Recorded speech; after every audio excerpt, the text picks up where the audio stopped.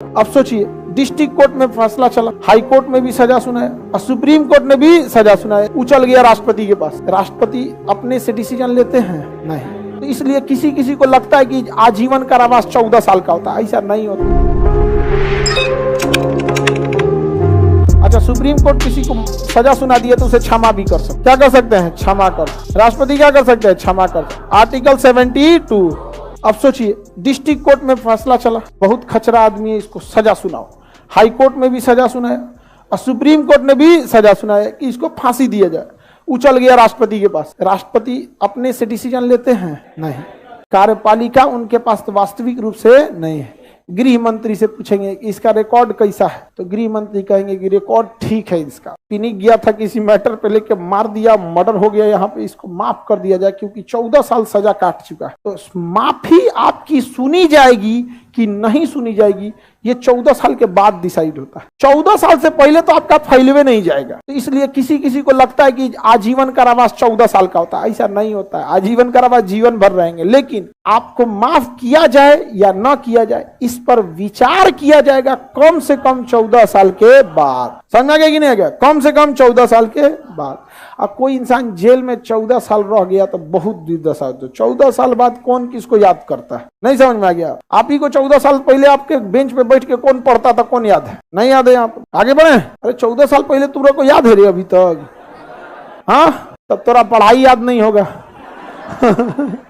इतना थोड़े याद रहता है। कुछ कुछ लोग क्या रहते हैं, याद रहते हैं। कुछ कुछ क्या रहते हैं, याद रहते। जैसे आपको सजा हो गया, मान के चलिए आप हत्या किए थे, आपको सजा हो गया, आजीवन कारावास। सुप्रीम कोर्ट ने भी कह दिया आजीवन कारावास, अब आपको आजीवन कारावास देना है। अच्छा, फांसी की सजा सुना दिया कि फांसी की सजा दे दी जाएगी। राष्ट्रपति की मतलब दया याचिका के लिए कुछ दिन समय दे देगा, तो आपका वकील पूरी ड्राफ्ट बनाएगा, पूरी आपका रिकॉर्ड रखेगा कि यह आदमी 14 साल से जेल में है।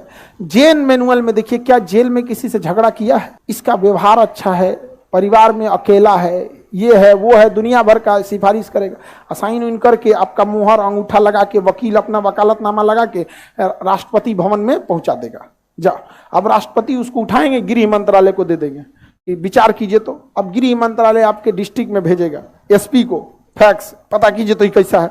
एसपी थानादार को भेजेगा, उस सिपाही को भेज देगा, उस साइकिल से आएगा, समझे? एगो डंटा बीचवा में लगैले रह गए। साइकिल उसका 2 स्टैंड वाला होता है, मारेगा इसे 2 स्टैंड पे, लाठी लेके निकलेगा। इन्हीं का घर है जी, पूछताछ करेगा जो कुछ है, अपना रिपोर्ट लगा के। जगमोहन को कौन बोलता है? उसका सजा हुआ है, जगमोहन का नहीं हुआ है। रिपोर्ट लगाएगा, अब गृह मंत्रालय के पास रिपोर्ट पहुंचेगा, गृह मंत्रालय क्या डिसाइड करेगी, क्या डिसाइड नहीं करेगी। उसके बाद जैसा रिपोर्ट होगा, गृह मंत्रालय कहेगी माफ कर दीजिए तो माफ करेगा, कहेगी नहीं माफ कीजिए तो नहीं माफ करेगा, टांग दीजिए टांग देगा। जा, समझ में आ गया कि नहीं आ गया? अरे हमको ये नहीं समझ में आता, पूरे भारत से सबसे छांटल हमारे पास कहां चलाता है। ये कह रहा है उस समय राष्ट्रपति नहीं रहेगा। बता, राष्ट्रपति का पद कभी खाली रहता है? दूसरे देश में गया रहेगा तो लौट के नहीं आएगा, लौट के नहीं आएगा। दूसरे देश का वहां जाके बस जाते हैं क्या? 2 दिन 4 दिन 10 दिन, मतलब हमको नहीं समझ में आता। अच्छा, कभी कभी हमको लगता है हम दुनिया में किसी को भी पढ़ा सकते हैं। समझ में आ गया कि नहीं आ गया?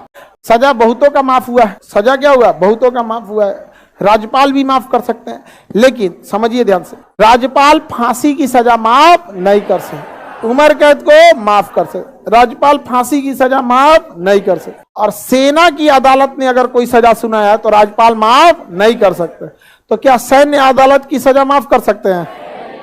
सैन्य अदालत की सजा माफ कर सकते हैं? नहीं, नहीं माफ कर सकते। क्या राज्यपाल फांसी की सजा माफ कर सकते हैं? लेकिन राष्ट्रपति सैन्य अदालत की सजा माफ कर सकता है, कर दे। फांसी की सजा माफ कर सकता है?